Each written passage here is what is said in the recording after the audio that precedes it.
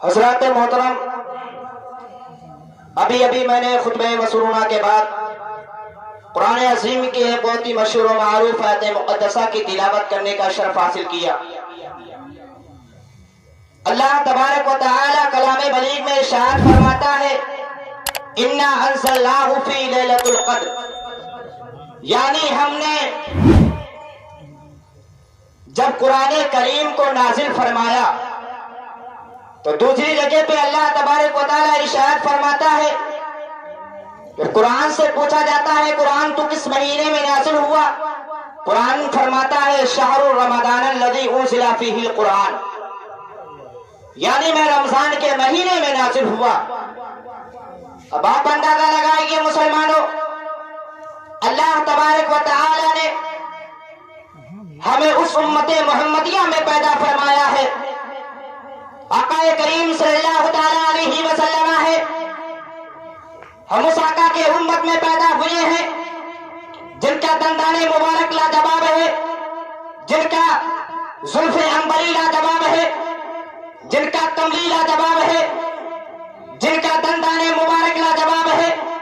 آپ اندازہ لگائیں کہ مسلمانوں، جب قرآن کریم سے پوچھا جاتا ہے، یہ سارے علماء ذوی الاحترام ممبر شریف پر بیٹھے ہوئے ہیں، ان سے اگر کوئی پوچھتا ہے، پورے عالم اسلام میں جاتے ہیں تو یہی کہتے ہیں کہ ڈنڈا کسی بھی خانقاہ کا اس میں جھنڈا بریلی شریف کا ہوگا، مطلب کہ بولے سبحان اللہ۔ آپ اندازہ لگائیں گے مسلمانوں، اللہ کے حبیب صلی اللہ تعالی علیہ وسلم ہے، جب قرآن کریم سے پوچھا جاتا ہے میرے آقا کے بارے میں، قرآن سے پوچھا گیا اے قرآن آقا کا چہرہ بتا، قرآن فرماتا ہے بدعا۔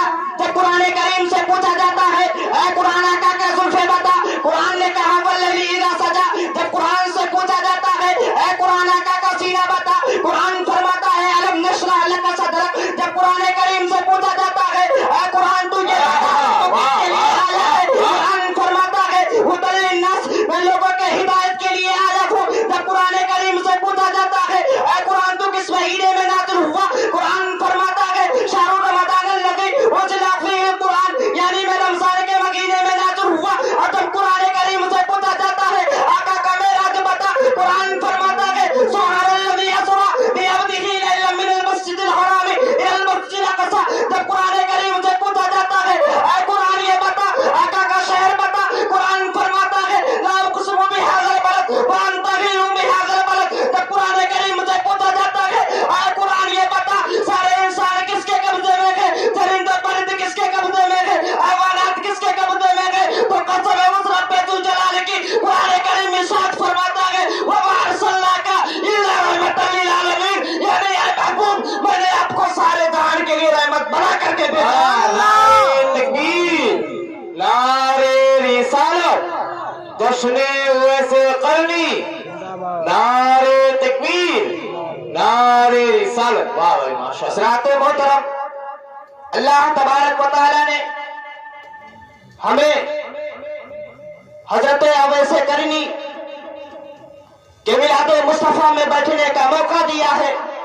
جو کال شب گزری ہے وہ بہت معتبر رات ہوتی ہے، اس میں جتنے انسان اس روئے زمین پر آنے والے ہیں، جتنے بچے پیدا ہونے والے ہیں، جتنے انسان اس روئے زمین میں ان سال میں جانے والے ہیں، اللہ تبارک و تعالی ہر انسان کی لسٹ کو فرشتوں کے حوالے کر دیتا ہے، فرشتے اس کو نوٹ کرتے ہوئے نظر آتے ہیں۔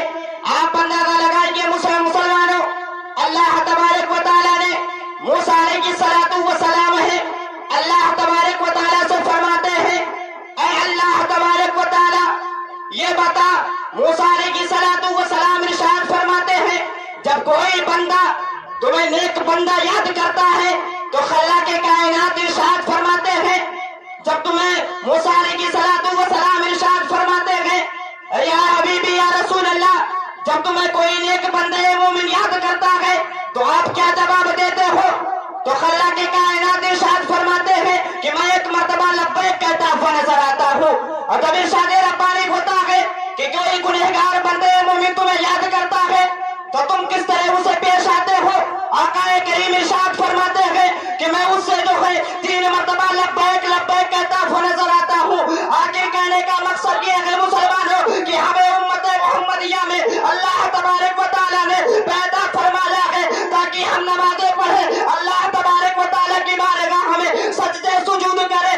آپ اندازہ لگائیں کہ مسلمانوں ہمارے وقتوں کا یہ حال ہے، ہماری جو ہے ہماری زندگی کا یہ حال ہے کہ ہم با جماعت نماز نہیں ادا کر پا رہے ہیں، اللہ کی بارگاہ ہمیں اپنے پیشانی کو نہیں جھکا پا رہے ہیں۔ اللہ تبارک و تعالیٰ موسیٰ علیہ الصلوۃ والسلام ہے پاک پروردگار عالم کی بارگاہ ہمیں عریضہ پیش فرماتے ہیں، ارشاد ربانی ہوتا ہے کہ اگر بندہ مومن صدق دل سے 5 وقت کی نمازوں کو ادا کرتا ہے تو اللہ تبارک و تعالیٰ اس کو 50 وقت کی رکعتوں کو ثواب عطا فرماتا ہوا نظر آتا ہے۔ اسی لیے سیدی سرکار تاج الشریعہ ارشاد فرماتے ہیں جہاں بانی عطا کر دے بڑی جنت ہبا کر دے، نبی مختار کلے جس کو جو چاہے عطا کر دے۔ اور سارے ملت اسلامیہ اللہ تبارک و تعالی ہمیں اور آپ کو اس لیے پیدا فرمایا ہے، بہت ساری چیزوں کو اللہ تبارک و تعالی نے پیدا فرمایا ہے، لیکن کلام بلیغ ارشاد فرماتا ہے وَمَا خَلَقْتُ الْجِنَّ وَالْإِنسَ إِلَّا لِيَعْبُدُونَ، ہم نے جنات اور انسانوں کو اس لیے پیدا فرمایا تاکہ وہ ہماری عبادت کریں۔ اب آپ اندازہ لگائیں کہ مسلمانوں اللہ تبارک و تعالی نے ہمیں پیدا فرما دیا، ہماری ماں اور باپ ہمیں اچھے راہ کی طرف کرتے ہیں، لیکن ہم ان کے بتائے ہوئے راستے پر عمل کرتے نہیں، ہم ان کے بتائے ہوئے راستے پر عمل کرتے ہوئے جو نہیں چلتے ہیں۔ آپ اندازہ لگائیں کہ مسلمانوں خود کتابوں میں آتا ہے، علماء سبیل احترام فرماتے ہیں کہ جب ماں کی ممتا ترستی ہے اور اگر سارے گاؤں والوں نے پوری دنیا کا طاقت ایک طرف رکھ لیا جائے، ماں کی دعاؤں کا اثر ایک طرف رکھ دیا جائے تو ساری دعاؤں کی بددعا جو ہے رد ہو جاتی ہے، لیکن اللہ تبارک و تعالیٰ اس ماں کی دعاؤں کو اپنی بارگاہ میں قبول فرما لیا کرتا ہے۔ اسی لیے شاعر یوں کہتا ہے کہ جو دوا بیٹے کی میت پر نہ رویا وہ حسین، جس نے سب کچھ کھو کے اور کچھ بھی نہ کھویا وہ حسین، مرتبہ اسلام کا جس نے دوبارہ کر دیا، خون سے اپنے دو عالم میں اجالا کر دیا۔ اور جس سارے ملت اسلامیہ میں اللہ تبارک و تعالیٰ کی بارگاہ میں دعا کرتا ہوں کہ اللہ تبارک و تعالیٰ ہم سب کو اہدنا الصراط المستقیم پر چلنے کی توفیق و رفیق عطا فرمائے۔ اور اللہ تبارک و تعالیٰ کی بارگاہ میں دعا کرتا ہوں کہ پاک پروردگار عالم میرے بولنے میں کسی قسم کی غلطیاں ہوئی ہو تو سارے علماء ذوی احترام منبر شریف پر بیٹھے ہوئے ہیں، میں ان کو گواہ بنا کر توبہ کرتا ہوں۔ توبہ استغفر اللہ ربی من کل ذنب واتوب الیہ، وآخر دعوانا الحمدللہ رب العالمین۔ السلام علیکم۔